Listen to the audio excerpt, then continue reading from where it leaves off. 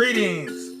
This is Doc Ock coming at you live and direct from Black Facts Headquarters Central here in Kent, Ohio.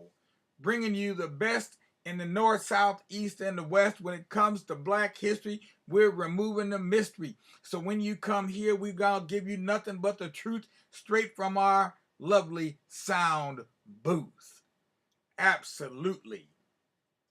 So we hope everybody's having a good day today. We're moving right along, doing our thing as you hear me start to sing. Keep in mind, we got a couple things we always like y'all to do, and we'll ask you to do it one more time as I make this rhyme. Go ahead and give us a like if you're watching us on Facebook. Give us a thumbs up if you're watching on the tube. And last but not least, spread the word through word of mouth. Open your mouth and say something. You see something, say something. Exactly. And I'm not talking about no crime.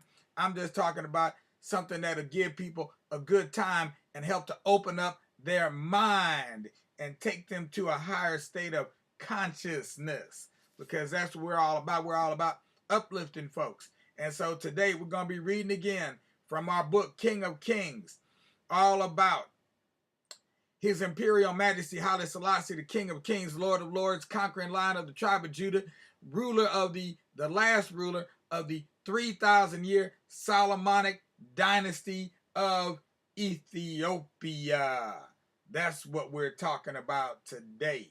So stay tuned. Don't be a loon, because we're bringing it to you live and direct from the Tubular Black Facts channel. Be here or not. That's really not an option. Just be here. All right, so here we go. We're going back to Zulu land with our proverb of the day. Proverb of the day is this. Always with a profound thought, these proverbs come. A word uttered cannot be taken back. A word uttered cannot be taken back. So, like I said, I don't explain these proverbs, but this one I like because it speaks to the essence of language, that when you say something, you put a thought out there. Once it's out there, it's out there. It ain't, you can't take it back. There's no backseats on this one. Once it's out there, it's out there. Let there be no doubt, it's all the way out. So let's continue on with our reading for the day from the King of Kings, the triumph and tragedy of Emperor Haile Selassie of Ethiopia. And you see him here dressed up in his military dress uniform. You know, you got one that's like the fatigues. That's that kind of brown khaki where you blend in with the dirt. But then you wear this one when you're on parade and you want everybody to see you. Wear this dark blue because that's going to stand out against any other background, right? So you got different types of uniforms for different situations.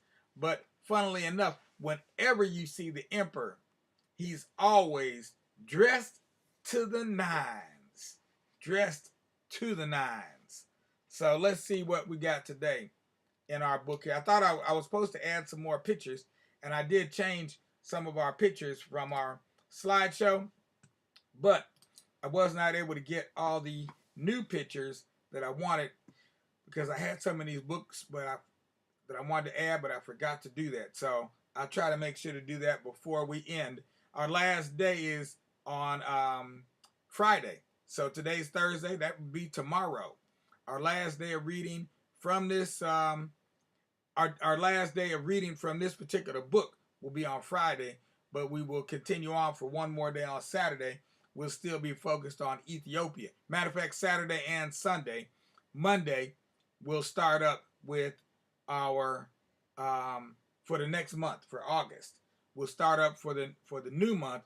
We'll start up with our new theme, which will be Marcus Garvey and the UNIA, the Universal Negro Improvement Association. But meanwhile, let's read a little bit more about Xxvii Makonnen, the future emperor Haile Selassie. And what I'm going to do, I'm just going to flip the script right here for a minute and let you see the image that, I wanted to include today that I haven't got up in here yet, but I will get it up in here by tomorrow. So you can see there is the image that I was speaking of, which is not Rastafari, but Xxvii Makonnen. Lidge is a title, Ras is a title. It's not a name, okay? It's not a name. So anybody can be a Ras. You can have Ras Mikael, Ras Kofi, you can have Ras anybody. So before long, the governor of Harad had earned himself an enviable reputation among those under his rule.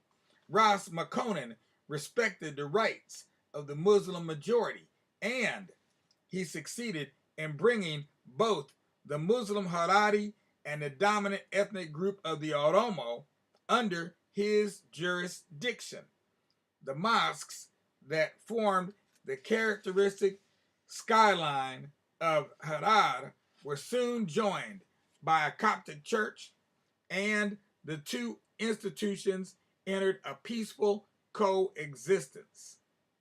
From the troops of the Oromo, who were renowned as outstanding horsemen, Ras Makonnen formed a powerful cavalry army, which gave him loyal support. Its great efficacy was soon to be demonstrated when it was deployed in the war against Italy in 1895-96, notably at the legendary Battle of Adwa on March 1st, 1896, when a combined contingent of Ethiopian troops comprehensively routed an invasion force of Italian units attacking from the north, so preventing their country from being absorbed as an Italian colony. In this decisive engagement, the governor of Harar, riding in the vanguard of his army, gave ample proof of his courage, fighting on until victory was assured despite having sustained a wound. But above all, and this was anything but customary for an Ethiopian prince of that period, Ras Makonnen was an inquisitive, open-minded individual. He sought out contact with the merchants and foreigners who flocked to Harar to trade in the wake of the city's opening up to the outside world. Among these was the writer Arthur Rimbaud, who in the 1880s had fled from his French hometown of Charleville to Ethiopia and settled in Harar. He also conducted business with the court there. For example, he supplied Ras Makonnen with a consignment of 500 flagons, who promptly sent them back with the tart observation that in Italy he would get these kinds of vessels for nothing.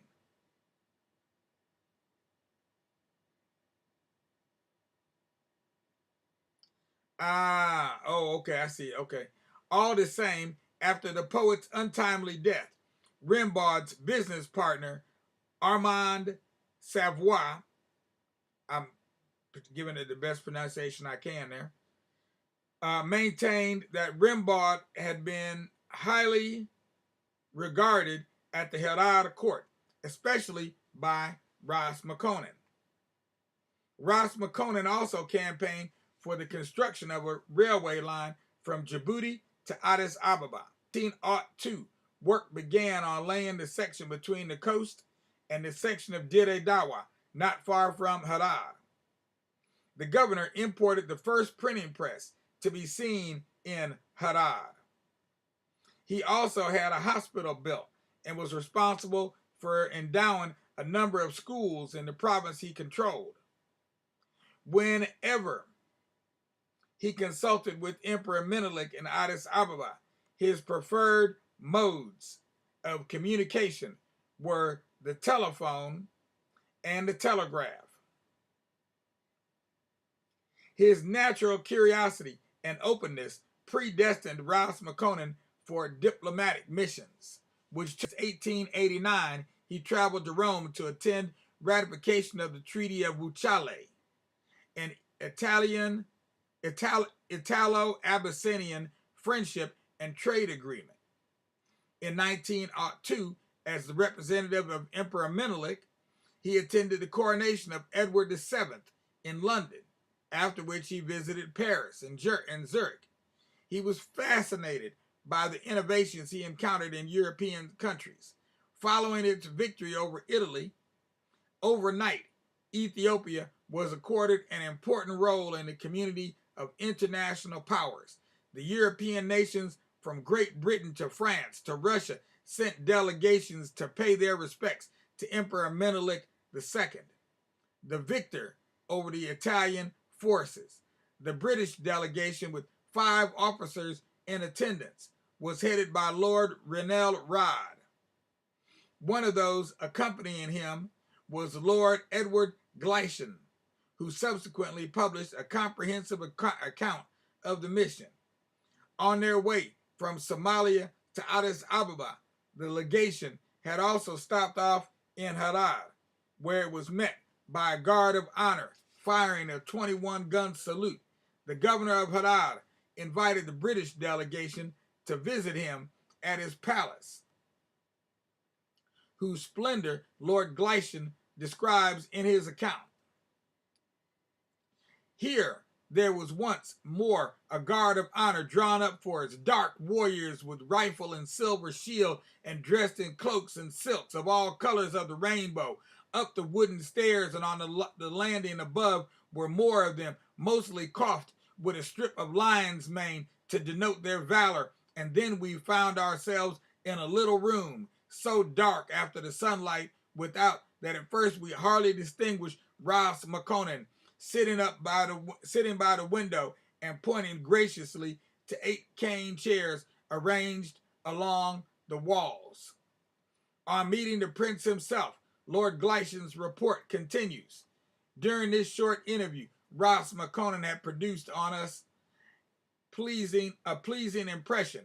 He is a small, dark man with delicate hands, large, expressive eyes, a small black beard and moustache, and a most intelligent cast of countenance.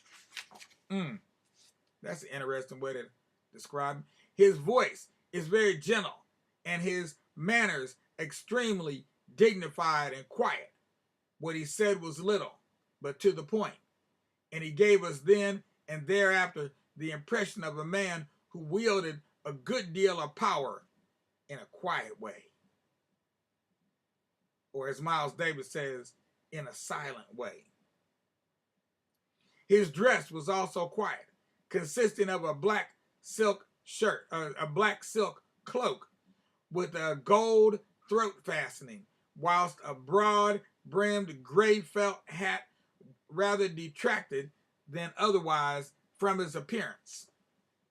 Lord Gleichen's book contains no specific mention of the governor's son, Xxvii McConan, who by this stage was 5 years old. There is, however, an account of the delegation's meeting with the head of the Roman Catholic Capuchin mission, Monsignor Tarin, a charming old gentleman in a brown cowl and long white beard, who along with his monks was responsible for educating the children of the Ethiopian aristocracy. Among his pupils were the son of the governor and his cousin Imru, who was almost the same age, and who, as Haile Selassie later wrote in his autobiography, was like a twin brother to him. After his mother's death, the 2-year-old Xxvii McConan had been placed in the care of the family of his uncle, Fitrari Haile Selassie Abena, and his wife, Meslekia. His aunt assumed the role of his late mother, while his uncle became like a second father to Tafari. This was doubtless also due to the fact that his actual father found himself obliged by his many duties and responsibilities to spend much of his time away from home, usually on military or diplomatic missions, even though as yet there was no such official post in the Ethiopian Empire. General Ras Makonnen fulfilled the role of foreign minister for Emperor Menelik II. Furthermore, the routes that had to be traveled within Ethiopia were circuitous and onerous. The journey from Harad to Addis Ababa alone took almost an entire month. Wow. Yeah, that is an onerous road, isn't it? Takes almost an entire month just to get to the capital city. So this is what life was like in the late 1880s, early 1890s in Ethiopia. So we're just getting some insight on what life was like at the royal palace in particular, or some of the royal palaces, because in this segment we just read, we were actually not at the palace of Emperor Menelik, but rather at the palace of Ras Makonnen. So this is how the emperors of Ethiopia are known to be king of kings, okay? Because the country was divided. You had the king of the Hara, the Oromo, these different areas, Wuchale, Gondar. So you have different areas, and you have kings of each area. So you've got the kings, and then you've got the emperor, and this is how the hierarchy goes. And they have different traditional names in terms of Ras, Lul, Fitrari, Dejaz Mach. Okay, so it's a bit of a tongue twister for us to wrap our minds and our tongues around some of these words, but we need to do that because we should not using the word just to use the word king puts us in a particular head frame and a particular mindset. So the actual word in Amharic would be Negus, and the emperor is Nagusa Nagast, which means the king of kings. So you can hear it in there, Nagusa Nagast.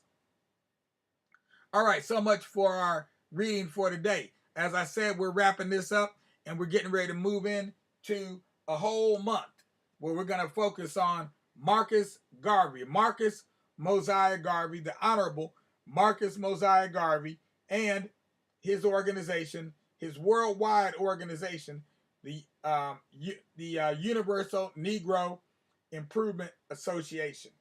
So we're getting ready to move into that. So that'll take us a whole another month, the entire month of August, which is also his birth month. So we have the month of May dedicated to Malcolm X.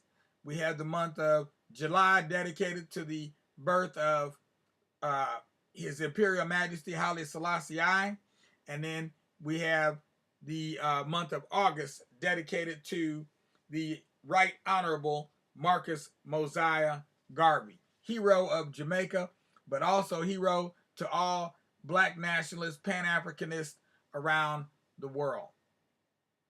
So moving right along, we're going to go ahead and close out about here.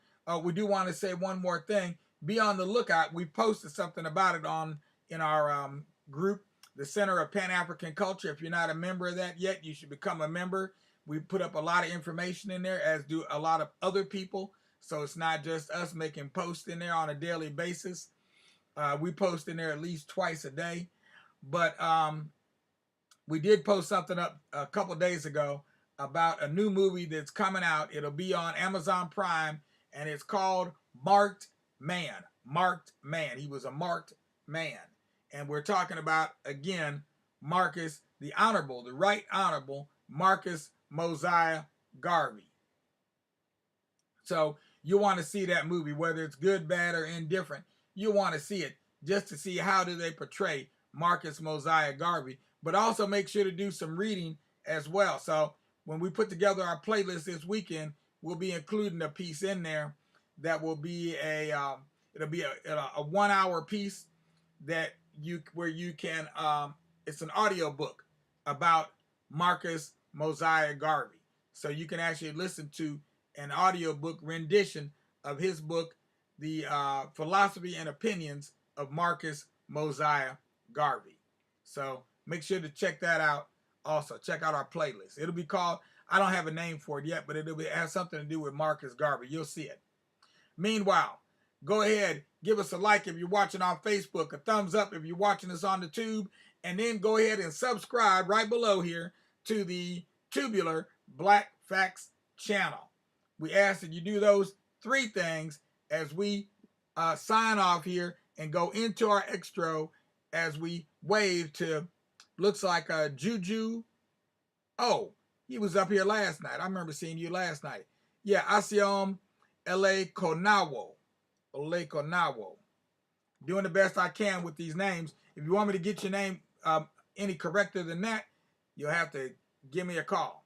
You know how to reach me right through the Facebook. Peace out, y'all.